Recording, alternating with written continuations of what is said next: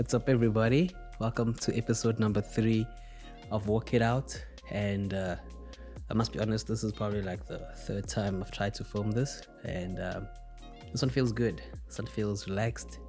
It feels like the vibe I'm going for. See, I tend to get a little bit excited. And I want to come at it hard and I want to preach it because I want you to feel it in your soul. But volume and energy doesn't always mean that that's the way that God wants to do it. And today, I want to speak about something quite important because, see, in our lives, some of us tend to believe that when we give our lives to God, when His presence in our lives, when He's leading us, when we are asking Him for guidance and we obey His instructions, and then ultimately follow the direction that He's called us to, that everything should go the way it's supposed to go, that everything should go well. I know there's someone watching this, someone listening to this who believes, I have a relationship with God. You're probably saying, Lord, I'm doing everything the way that you've called me to do it, and I'm moving in obedience to you. But now I'm facing this opposition. I'm facing this trial, and all these difficult things are in my life. Maybe you're not in the season right now. Maybe things are going well and you're going to get into the season in the future. But I want to say something that I think is very important to all of us and something that I believe is in season for someone right now. Here's what I want to say. That having God in your life doesn't mean bad things are not going to happen in your life. Having God in your life doesn't mean that bad things are not going to happen in your life. You see, we live in a broken world and in a fallen state, and because of that, evil still lurks around because we gave the authority that God had to make the decisions between what is good and what is evil. We took control of that.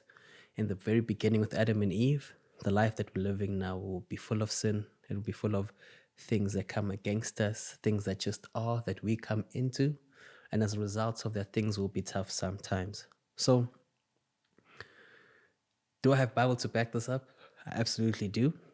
And while I was speaking about Adam and Eve, that's in the book of Genesis, right? So let's go to Genesis and let's look at another person's life where bad things were happening, even though he followed the instruction of God.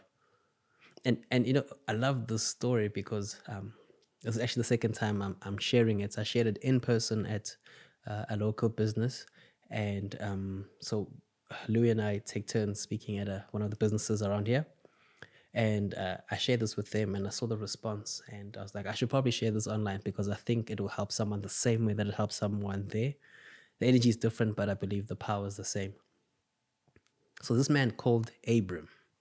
Now, if you're familiar with Abram, you'll know that he's the father of our faith. What does it mean to be the father of our faith? It means he was the person that ultimately Jesus would eventually come through. Out of all the humans on earth, God chose him. God chose his family to begin the story of redeeming us to himself. You see, we are separated from God. Yes, we are in a broken state. And God, after the flood with Noah, after he had killed all the human beings, except for Noah, his sons, and their wives, along with Noah's wife, everybody else was gone. And when they came off the boat to start this whole human experience again, they were fruitful, they multiplied, and then they started to populate the earth. Now, through one of Noah's descendants, one of Noah's children, Shem, would ultimately come Abraham. So it would be Noah, Shem, and then generation. I can't remember how many, and ultimately would come Abraham. And then God looked at Abraham and said, okay, you my guy, you're my dude. I am going to redeem this earth back to me. I'm going to reconcile the earth back to me through your family. So he calls Abraham in Genesis 12 and he says, listen, leave your family, leave everything that you're familiar with, leave your father's family and follow me. I'm taking you to a place that I will show you. So Abraham leaves home, he leaves everything that's familiar, he leaves his family and he moves and he goes towards the land of Canaan. Now, when he leaves everything behind except Lot, which ends up causing trouble for him in the future. So even from the get-go, he wasn't fully obedient. But look, God still used him. You see, we don't have to be perfect to be used by God. We don't have to have all the answers right to be used by God. And we don't have to be these humans that always seem to get things right to be used by God in a wonderful and a mighty way. I'm not saying God blesses disobedience, because he doesn't. And if you continue to read on, you'll see that he doesn't bless it. But God can use imperfect people to do the work that he wants to do here on earth. So Abraham moves from Haran and he goes to Canaan. When he gets to Canaan, God speaks to him. And let me show you exactly what he says when he gets there. This is in Genesis. Where am I? Chapter 12, verse 7 says this. Then the Lord appeared to Abram and said, I will give this land to your descendants. And Abram built an altar there and dedicated it to the Lord who had appeared to him. After that, Abram traveled south and set up camp in the hill country with Bethel to the east and Ai to the west. There he built another altar and dedicated it to the Lord, and he worshipped the Lord. Then Abram continued traveling south by stages towards the Negev. Okay? Now watch this. Now they travel south until they get to a place by the Negev. Look at this. They travel south in stages towards the Negev. They went at the Negev. Then look at this, verse 10. It says, at that time, a severe famine struck the land of Canaan, forcing Abram to go down to Egypt, where he lived as a foreigner. As he approached the border of Egypt, Abram said to his wife Sarai, look, you are a very beautiful woman. When the Egyptians see you, they will say, this is his wife. Let's kill him, then we can have her. So please tell them that you are my sister. Then they will spare my life and treat me well because of their interest in you. Look at this. And sure enough, when Abram arrived in Egypt, everyone noticed Sarah's beauty. Then the palace officials saw her. They sung her praises to Pharaoh, their king, and Sarah was taken into his palace. Then Pharaoh gave Abram many gifts because of her. He gave him sheep, goats, cattle, male and female donkeys, male and female servants, and camels. But the Lord sent terrible plagues upon Pharaoh and his household because of Sarai, Abram's wife. So Pharaoh summoned Abram and accused him sharply. What have you done to me? He demanded. Why didn't you tell me that she was your wife? It's getting real. Why did you say she's my sister and allow me to take her as my wife? Now then, here is your wife. Take her and get out of here. Pharaoh ordered some of his men to escort them just to make sure. And he sent Abram out of the country along with his wife and all his possessions. So, it's going down for real. Abram leaves his family. Now, this is the part that also gets me quite a bit. Abram leaves his family. He leaves his dad. He leaves everything that he's familiar with. He leaves an environment that's comfortable, that's stable, that is consistent, right? Everything is going well. And then God comes into the picture and says, hey, you, I want to use you. I want to use your life. I want to use your family. I want to use your descendants. I want to use your name. And I want to make something great out of you for my own sake. And with that, Abram, being a good person, moves in obedience to God, right? Not in the sense that he's a good person because he's righteous. I just mean he's sensitive to God and he moves when God tells him to move. So he moves, and as he moves, he goes to this place that God is going to show him. So he walks by faith, he gets there, and when he gets there, God speaks and says, okay, this is the land that I'm going to give to your descendants. Now, everything is going well, and then a severe famine strikes the land. Wouldn't you think as a human being that if I'm following God, surely these famines and all these difficult things shouldn't come my way? Especially if it says, go to this land, this is going to be for you and for your children. And when you get there, a famine strikes that land. When it strikes that land, you move and you go to Egypt, where you now live as a foreigner, okay? Where you go from a place of being favored and being powerful to a place where you're seen as an outsider and a threat. And this is all because you obeyed God. What happens when God sends you into difficult situations. What happens when God takes you from what you know, what you're familiar with, what is comfortable, to a place where you're unfamiliar, where everything is uncomfortable and everything feels on edge? You could tell that Abram was out of his comfort zone because he ended up saying that his wife is his sister. He's like, I don't know these people. I don't know their agenda. I don't know what they're about. But to save myself, I'm going to say, listen, my beautiful wife, tell them that you are my sister in order to spare my own life. So you can see that Abram's completely out of his element. He's out of his comfort zone. And he's just doing things to try and get by. And I know for many of us, we've been in a situation like that where we're just doing things to try and get by because God is doing something in our lives and we can't fully comprehend it. So we just do things to try and get by. I've been there many times in my life. I was there last year. I was there the year before. I was there. I can't tell you how many times. But it's even in moving, right? It's even in that situation when you're trusting God that you're still being obedient because even though you don't understand everything that's happening, you're still trusting God. And for someone, I want you to understand this. You won't always have the answers. You may be moving in the perfect will of God, but not everything will be clear. It's not like He's going to light up your path and show you with each and every single step where to go. Sometimes there'll be seasons where you're not sure. Sometimes there'll be seasons where it feels like God is quiet and He's deserted you. And especially when things get very difficult, it'll feel like, why am I even here in the first place? It would have been better for me actually to just be away in the world doing whatever I wanted to do, because before I invited God into my life was stable, my life was calm, my life was good. But now it feels like because God is in my life, I'm facing all of this attack, I'm facing all of this opposition, I'm facing all of these trials. I want to let you know that that's normal. I wish someone had said this to me when I first gave my life to Christ. Opposition, attacks, dysfunction, instability when you're walking in the will and the purpose of God is normal. There are seasons where things go really great and really smooth, and there are seasons where there's trials and there's tribulations. But God, in His providence, is working all of those things for good.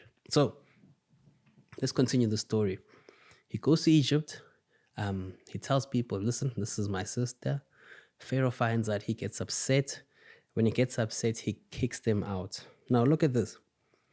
Pharaoh wouldn't have known if God hadn't sent a plague. So God sent the plague to affect Pharaoh. Pharaoh had to affect Abram, and Abram had to be kicked out and go back to the place where God had promised him. So God in His providence, right, will allow bad things to go to the place where you are in order to get you to move to the place that He wants you to go. God doesn't always speak by writing on the clouds. He doesn't always speak by just sending you a prophetic message. He doesn't always speak through people and through experiences. Sometimes God will use bad things to push you into the thing that He has for you. Do you see what happened? He sent a plague. Pharaoh was upset and found out that this is actually Abram's wife. Abram was then pushed out to the point where Pharaoh wanted no nonsense, like, yeah, baba, yeah, out. In fact, I want to make sure I even send an escort to make sure that you guys are fully out of my country. So they come out of the country and they go back into Canaan. And this is the part that I also wanted to show you as well. Look what happens when they get back to Canaan, when they get back to the promised land, before it was called the promised land. So they get back. Let me provide some context quick before I read this. They get back, and Abram is with his nephew Lot, and they are blessed, they are rich, they have a lot of possessions, to the point where both of Lot and Abram's shepherds are fighting about space because there isn't enough resources to manage all the resources that they have. So they're so blessed that they have logistical problems and now they have to separate, which is crazy because Lot wasn't supposed to be there in the first place. And now he's so blessed that he's becoming a problem to Abram. Have you ever been in a position where in your life that things are going so good that you start to become a problem to somebody else?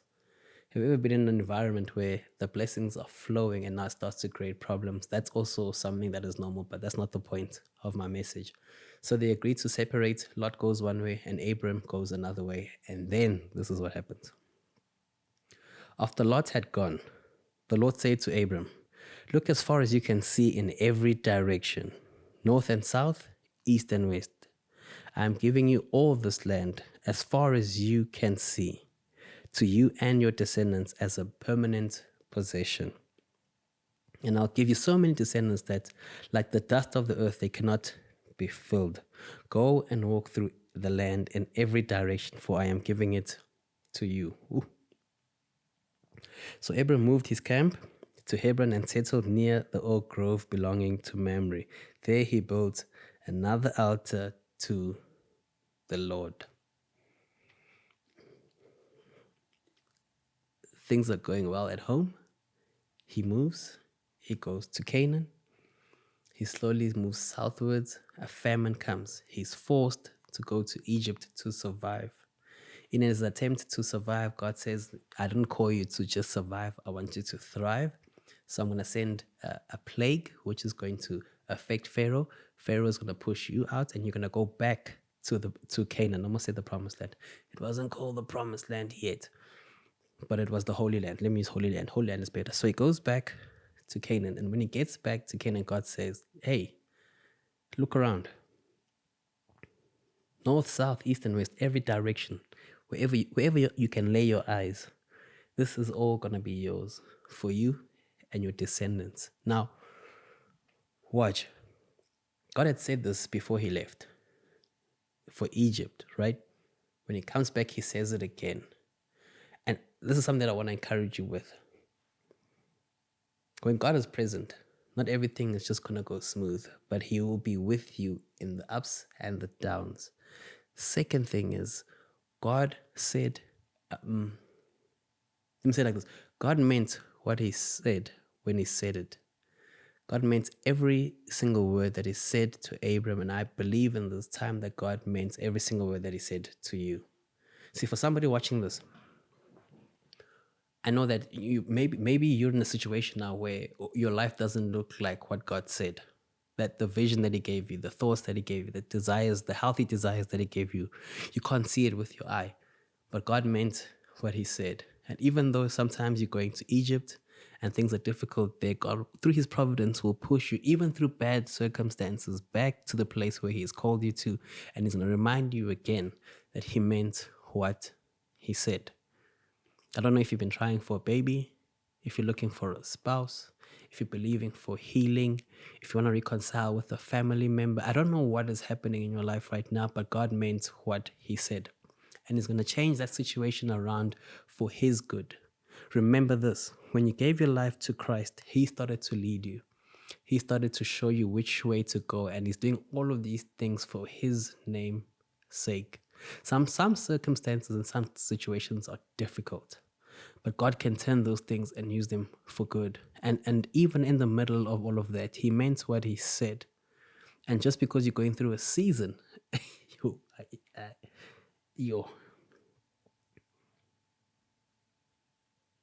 I'm so passionate about this. Just because you're going through a season where what you see doesn't look like what he said, it doesn't mean that his word is void. It doesn't mean that what he said was a lie. It doesn't mean that what he said wasn't true. Everything that he said was true and it will come to pass. But it doesn't mean that as you're walking towards that thing, that bad things aren't going to happen. Tough times are coming. There will be a situation where money looks funny. There will be a situation where family members pass away. There will be a situation where you get fired, where you get retrenched, where you thought that surely life would have gone this way and it starts to go this way. But because it's going this way, it doesn't mean that God isn't in it, and doesn't mean that God can't be present in the situation and use everything that's happening there for your good. So I want you to stand in faith. I want you to stand in hope, and I'm here to encourage you to say, stay the path.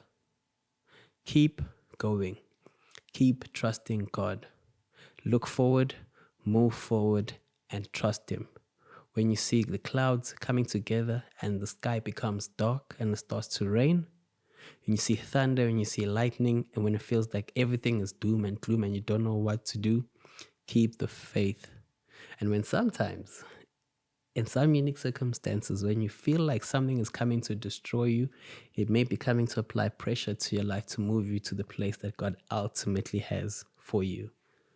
See, what happens after this is that Abram has Isaac, Isaac has Jacob, Jacob has 12 sons.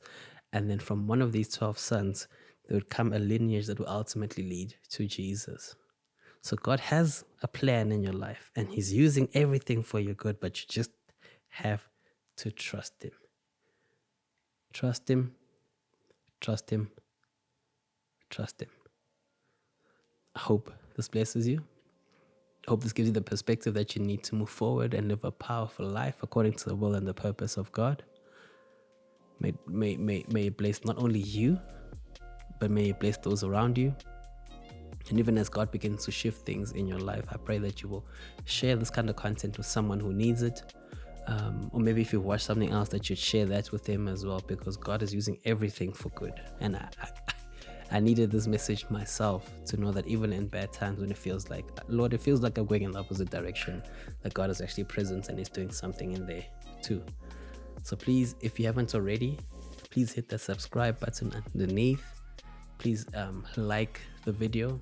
It just takes a second to like. So what that does is it tells the YouTube algorithm and all the systems that this is something that is of value, that can help other people. So then it pushes it to other people. It's not really something that's for me. I want this to reach as many people as possible. So just by hitting the like button, you're making a huge, huge, huge difference. We love you guys. I'll see you next week. Ooh, next week something interesting is coming. I don't want to spoil it, but yeah, let's go. God bless you. See you guys soon.